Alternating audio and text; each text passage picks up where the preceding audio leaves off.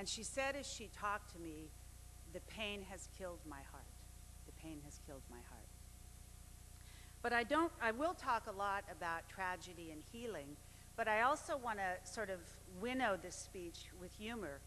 And the other thing that happened, as you might imagine, is a sort of Nebraska bumbler like myself, spending time with people from so many different cultures. There was a lot of humor, a lot of very funny things happened, and I'll give you a couple of examples of those. One of them has to do with language, and because everybody is struggling to learn English and saying things in awkward ways, there's a lot of little glitches and misunderstandings, some of which are more embarrassing than others. One of my most embarrassing ones is this. I was talking to a mother of a Middle Eastern adolescent daughter, and this daughter was celebrating her freedom in our country by wearing, instead of a heavy black curtain, as she called it, a sort of a skimpy top. And it was for a 4th of July celebration. The mother and daughter were in our backyard actually looking at my flowers. And the mother started pointing at her daughter's breasts and saying to me, "Beautiful, beautiful." And I thought, what should I say? I don't really know how to respond to that. This isn't something that would ever come up in America. It didn't seem to me like there was a right way to respond. But I did what I learned to do with refugees when I didn't know what was going on and felt uneasy, which was just do nothing. Just stand there, let a little more time unfurl, and something will become clear eventually. Well, eventually it turned out what the mother was saying was the fabric of the daughter's tank top was beautiful. It was from Iraq. And so then I could say, yes, the fabric is very beautiful. I agree. Another time, this is sort of an example of gender in all countries trumps culture in a certain way. Jim and I, one of the things my husband and I got into was doing a lot of delivering furniture and books and food and clothes to different people.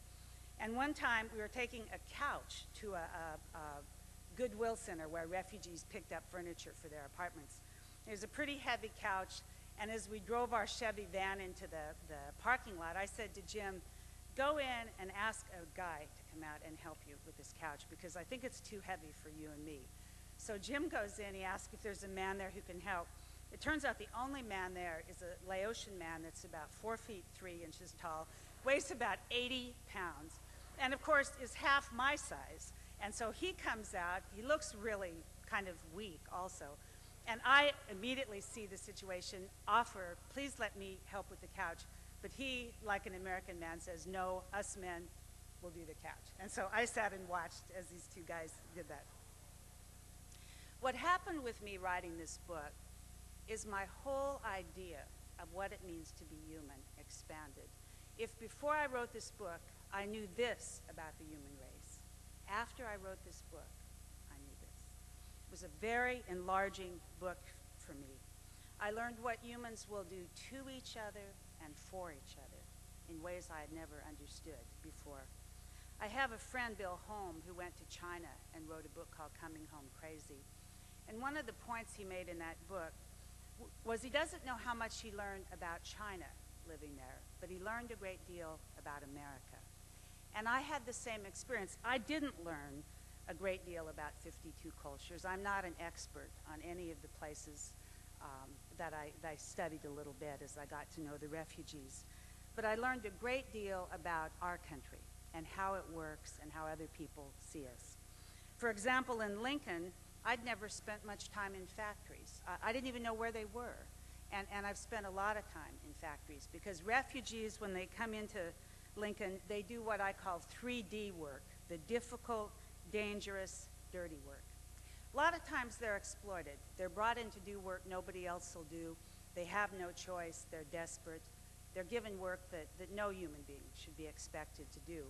But as with everything about refugees, it's more complicated than that. There's always another side.